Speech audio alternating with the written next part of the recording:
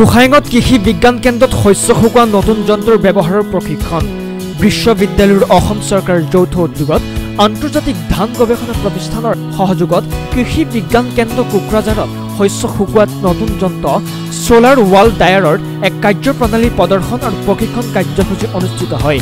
এই যন্ত্ৰৰ সহায়ত কম সময়তে বৰষুণ বা অন্য প্ৰাকৃতিক দুৰ্যোগৰ সময়তো চৰাই চিৰিকটি বা অন্য প্ৰাণীয়ে ক্ষতি কৰিব নোৱাৰাকৈ ধান আৰু অন্য শস্য কম সময়তে শুকাব পৰা যাব।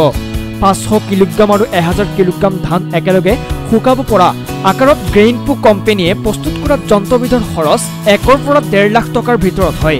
অসম কৃষি বাণিজ্যকৰণ আৰু গ্ৰাম্য ৰূপান্তৰ আঁচনি এপাৰ্টৰ অধীনত এই কাৰ্যসূচী 28 পৰা 30 মাৰ্চলৈ চলে আৰু তাত আন কিছুমান উন্নত যন্ত্ৰপাতিৰ বিশেষ আলোচনা চক্ৰ হয়। মানে আজি এই যেটো ডেমো আপোনালোকে দেখিলে এটো সোলাৰ বাবুল ড্ৰায়াৰ বুলি কৈছে। এটো তাৰ মানে ধান শুকাব পাৰি অন্য মানে আমাৰ যিবিলাক শস্য আছে শস্যবিলাক শুকাব পাৰি।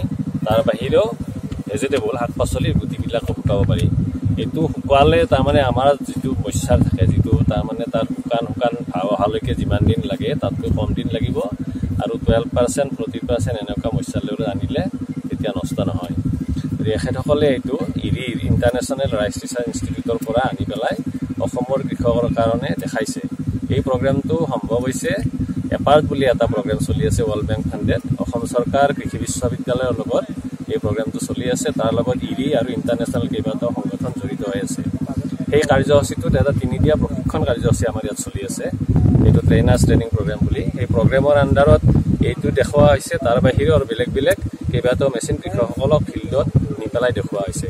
এই গোটেই কাৰ্যসূচীটো এটা ডেমনষ্ট্ৰেশ্যন কৰি ধুনীয়াকৈ কৃষকসকলক দেখুওৱা হৈছে যাতে কৃষকসকলে নতুন টেকনলজিবিলাক লোৱাৰ কাৰণে আগ্ৰহী হৈ উঠে আৰু তেওঁলোকে গোটেই যিখিনি আমাৰ খেতি পথাৰৰ যিটো প্ৰচেছিং ধানখিনি শুকাই মেলি ৰখা যিটো প্ৰচেছ বা খেতি পথাৰৰ যিখিনি কাম সেই কামখিনি সুকলমে কৰিব পাৰে। শ্ৰীৰামপুৰৰ পৰা বিশ্বজিৎ চৌধুৰীৰ ৰিপৰ্ট টাইমছ গুৱাহাটী।